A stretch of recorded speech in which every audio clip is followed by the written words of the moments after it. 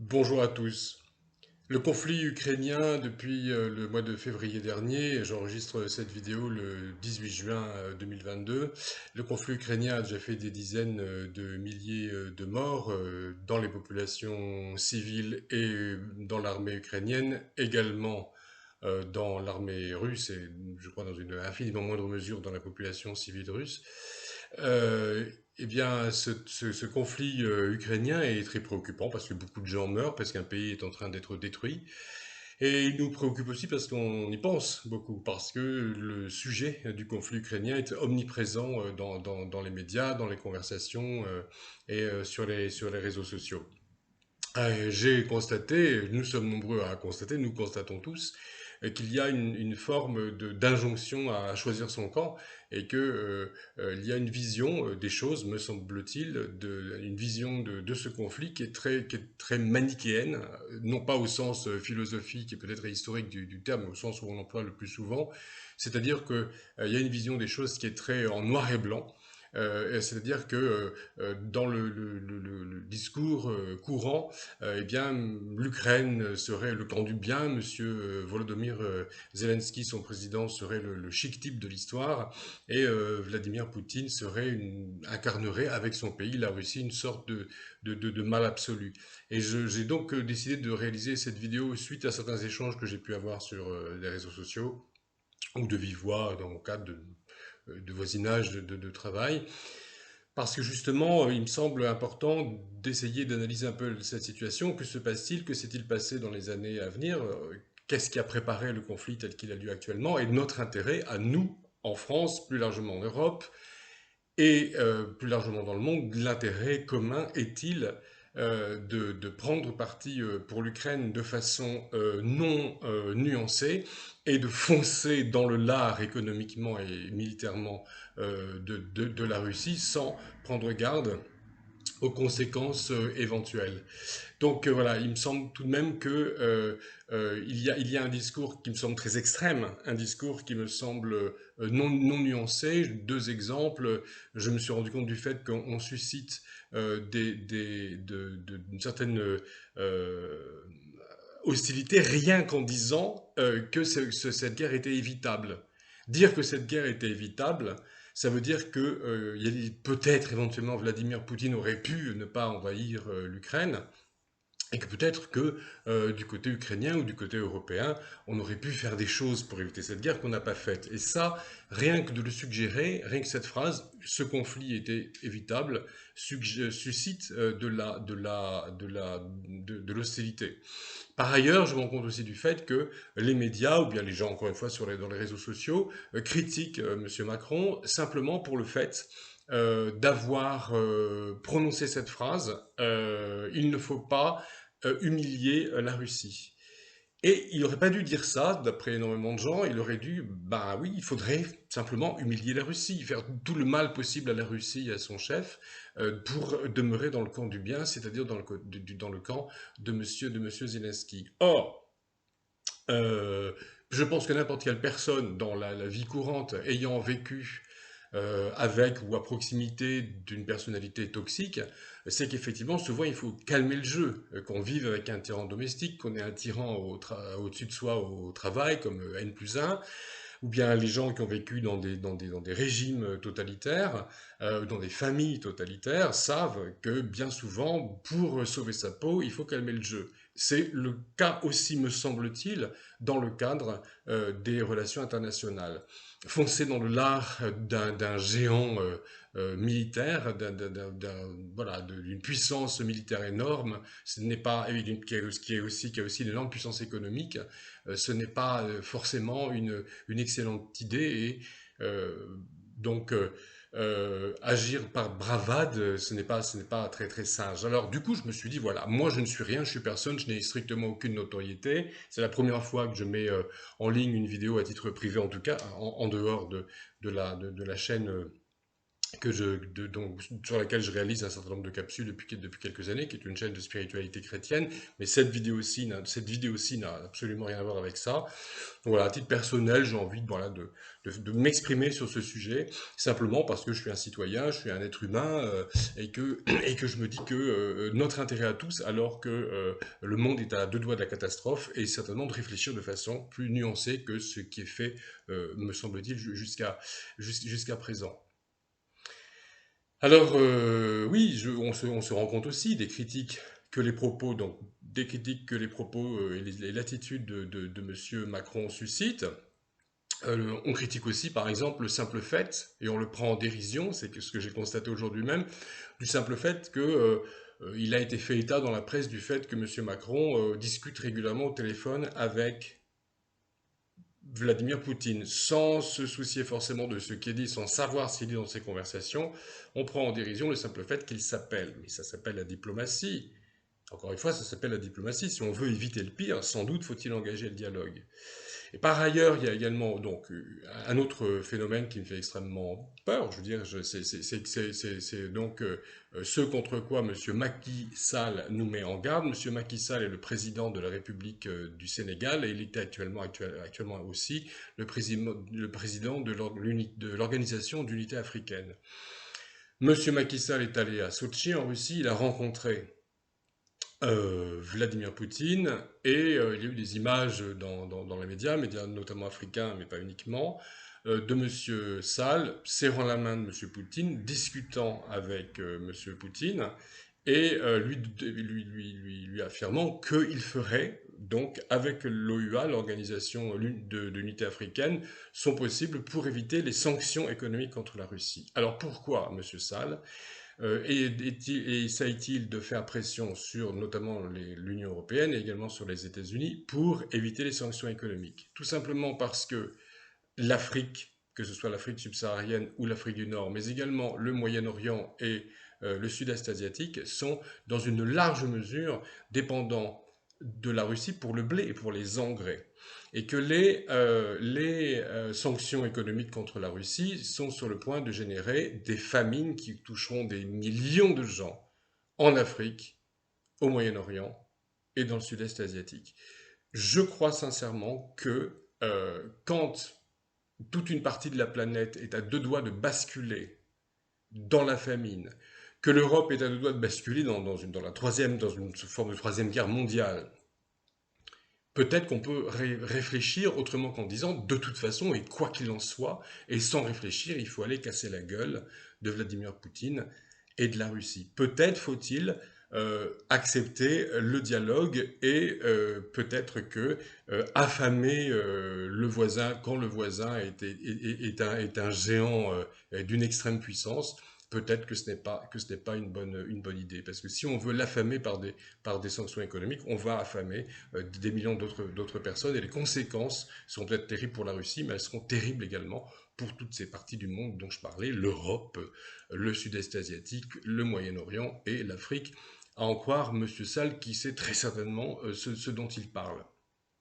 Donc, voilà, je crois qu'il faut effectivement être à l'écoute des chefs d'État, et ceci, encore une fois, indépendamment de ce qu'on pense de ces chefs d'État. Moi, je ne suis pas du tout en train de dire que je défends la politique globalement de M. Macron et du parti qui l'a créé. Je n'ai absolument aucune idée de la personnalité et de la politique de M. Macky Sall. Ce que je dis, c'est que dans le cadre de ce conflit, on leur reproche des choses qui pourtant ne sont pas forcément condamnables. Oui, il faut discuter. Et quand si la poignée de main que Monsieur Macky Sall a adressée à monsieur Poutine, si effectivement ces négociations pour éviter les sanctions contre la Russie peuvent éviter encore une fois des millions de morts, ça peut valoir la peine. Ça peut valoir la peine de calmer le jeu avec la Russie, et je crois sincèrement que quand il s'agit de sauver des millions de vies, ça peut valoir la peine d'exécuter une petite danse avec le diable. Voilà. Sans pour autant considérer finalement le diable comme un chic type, et sans considérer non plus que si M. Poutine est un personnage éminemment antipathique, c'est le seul. En face de lui, il n'a pas forcément non plus un ange et un système, un pouvoir politique, un régime politique en Ukraine qui n'aurait rien à se reprocher. Donc dans un deuxième temps, après me m'être interrogé sur la situation telle qu'elle est maintenant et sur l'avenir proche, je pense qu'il est bon d'examiner un peu les choses euh, d'un point de vue historique, d'un point de vue de l'histoire, surtout l'histoire récente, mais même avant cela. D'où vient ce conflit en Ukraine? Donc l'histoire de l'Ukraine et l'histoire de la Russie sont intimement imbriquées depuis des siècles. Il y a eu des unions, enfin je dirais une connivence culturelle entre les deux pays depuis très, très longtemps. Ce sont des pays qui sont extrêmement proches. Et il y a eu également des brassages de populations à l'époque de l'Empire russe, à l'époque de l'Union soviétique également. Et forcément, à cause de l'Union, à cause, ou en tout cas du fait de l'Union soviétique, tous les Ukrainiens, jusqu'à la chute de l'Union soviétique en 1990-91, bien apprenaient le russe à l'école. C'était la langue de l'Union soviétique. Et il est fréquent qu'on entende parler des russophones en Ukraine ou des Russes d'Ukraine. Alors c'est une réalité, il y a des gens qui sont pro-russes, qui se définissent comme russes en Ukraine, mais ce qu'on constate parfois, c'est que dans une même fratrie, donc des gens qui ont le même père, la même mère, certains se considèrent comme ukrainiens et d'autres revendiquent une proximité avec la Russie. Le facteur linguistique étant finalement peu tranché hein, pour les gens de ma génération et même pour plus jeunes, pour les gens jusqu'à une quarantaine d'années, bah, le russe est la langue qu'ils apprenaient à l'école, au moins dans leurs jeunes années. J'ai aussi un souvenir de proximité avec deux Ukrainiens pendant l'année universitaire 1997-1998. J'ai, histoire de rendre service, à l'Institut Max Planck à Grenoble, hébergé deux chercheurs ukrainiens. Donc je les ai hébergés à mon domicile. Euh, Deux chercheurs ukrainiens donc, qui avaient signé un contrat d'une année universitaire, donc avec le dit Institut Max Planck.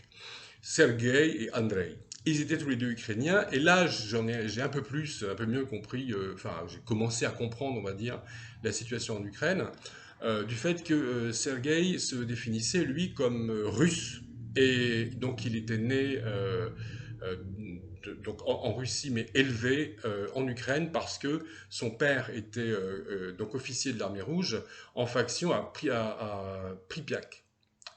J'écorche peut-être le nom de cette petite ville, autrement dit à Tchernobyl, en fait. Et qu'après donc la catastrophe de Tchernobyl, le père a été bon, il a pris sa retraite et la famille est restée en Ukraine. Et au moment du démantèlement de l'Union soviétique, eh bien ce gars, Sergueï et sa famille s'est retrouvé du côté ukrainien. Et l'autre gars, Andrei, que j'hébergeais également, lui se définissait comme ukrainien de souche ukrainienne.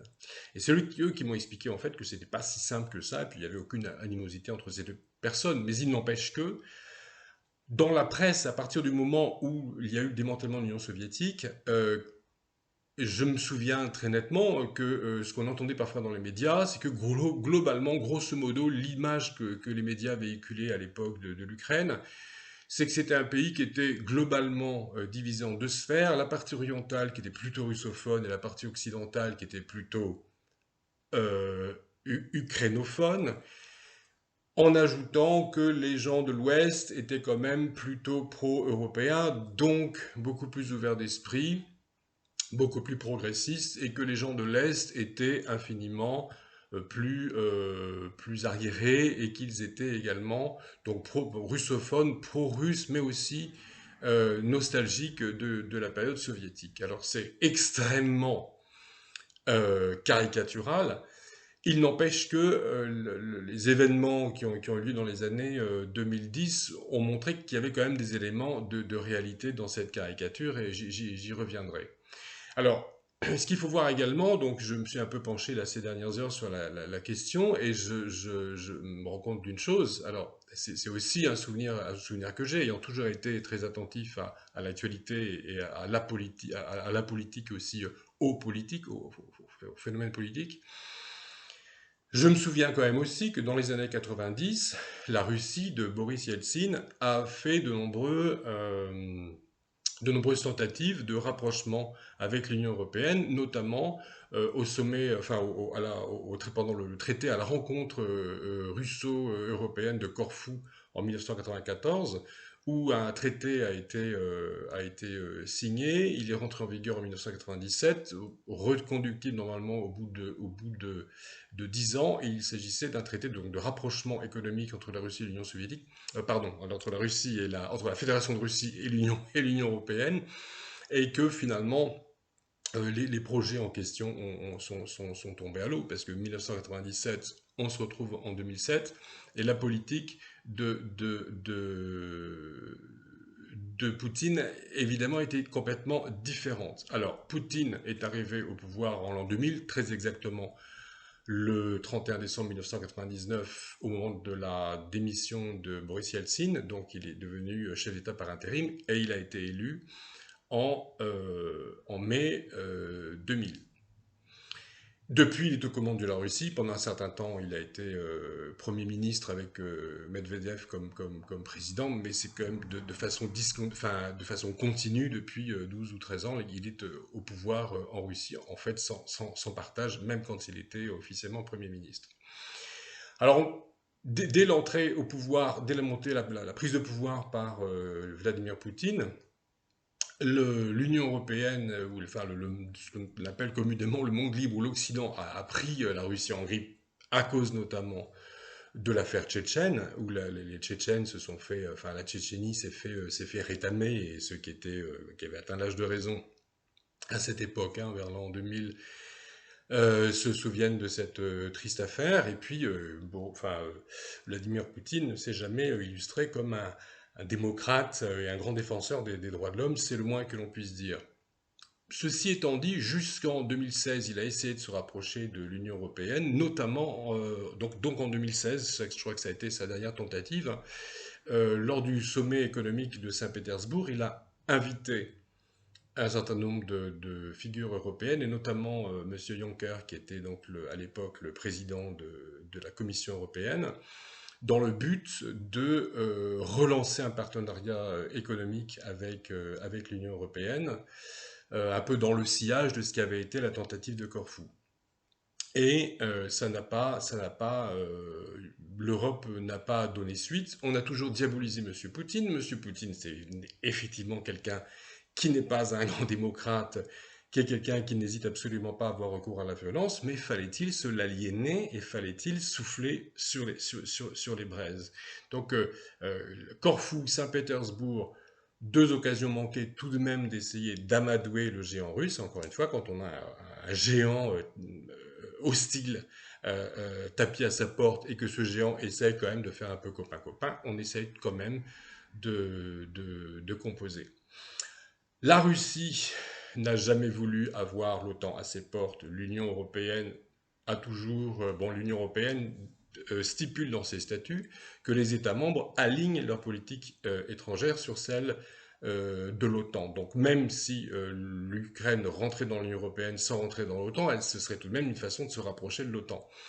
Dans le cadre, en tout cas, au moins de sa politique étrangère, puisqu'elle serait tenue de s'aligner. Et l'Union européenne a toujours plus ou moins fait les yeux doux à l'Ukraine.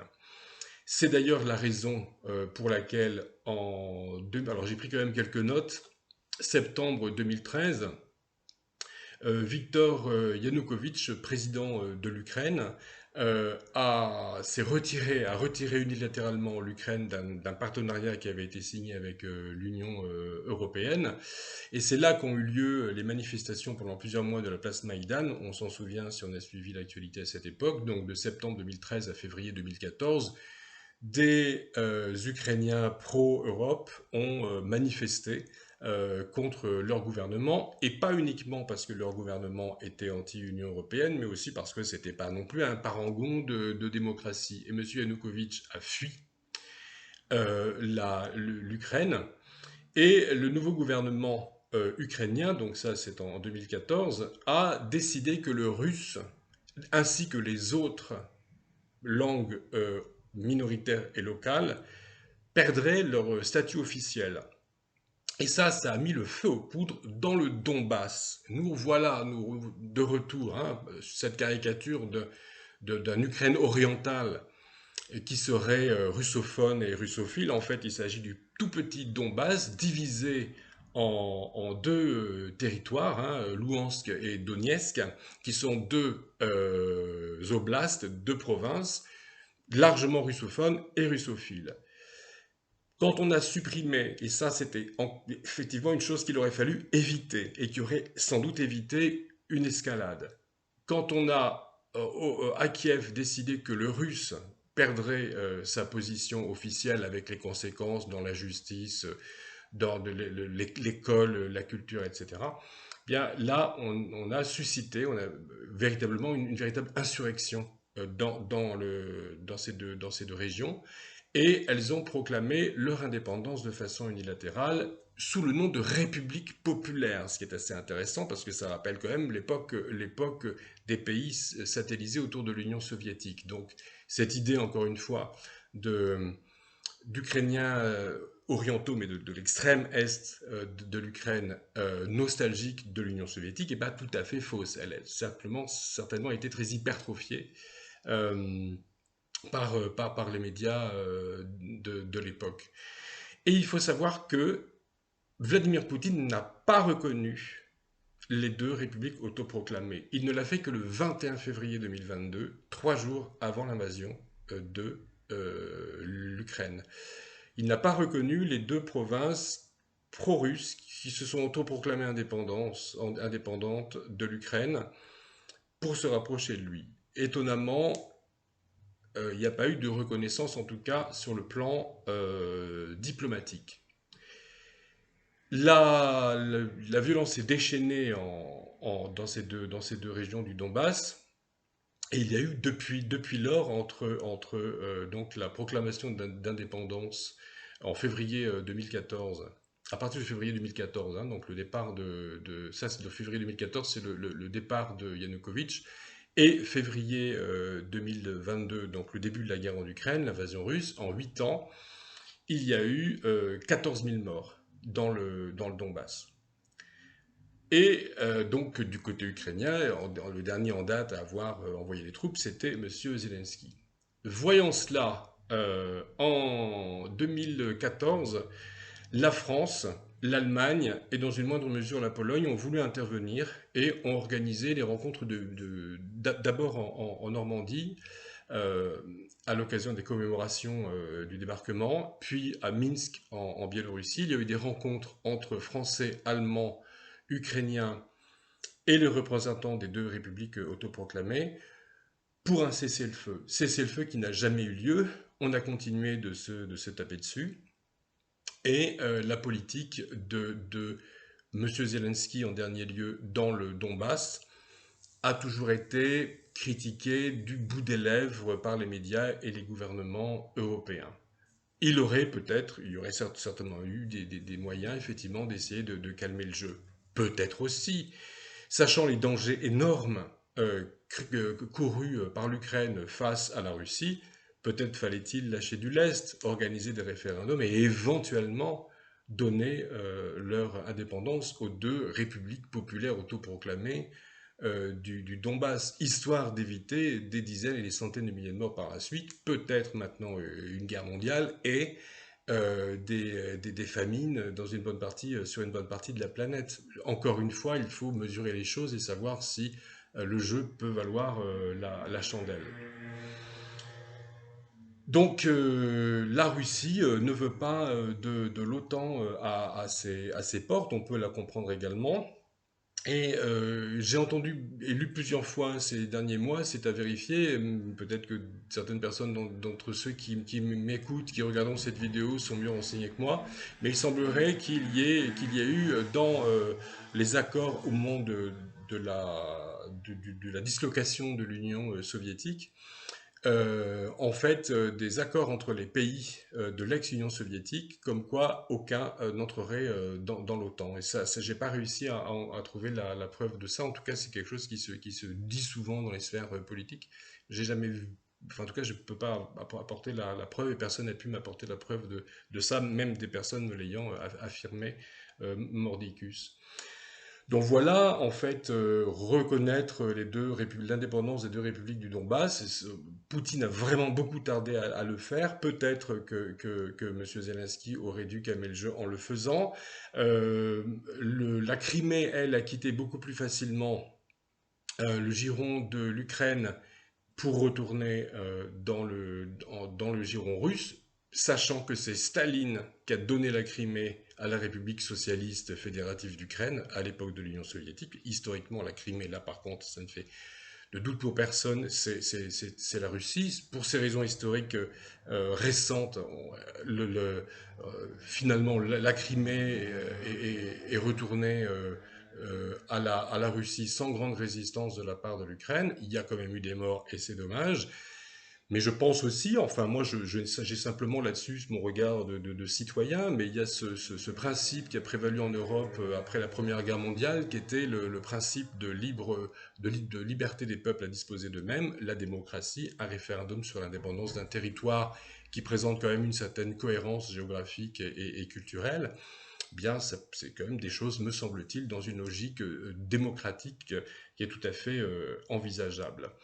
Alors voilà, pour terminer, je redis un peu mon refus de toutes sortes de raisonnements enfin, tous ces raisonnements qui n'en sont pas en réalité, ce manichéisme, ou alors on serait, il faudrait choisir son camp, c'est-à-dire que soit on serait, enfin il y aurait deux camps possibles, ceux qui reconnaissent M. Zelensky comme un super-héros, l'Ukraine comme une incarnation même du peuple martyr et une incarnation du bien, qui serait responsable absolument de rien, qui aurait toujours pris les bonnes décisions, et de l'autre côté, la méchante Russie avec le méchant Vladimir Poutine,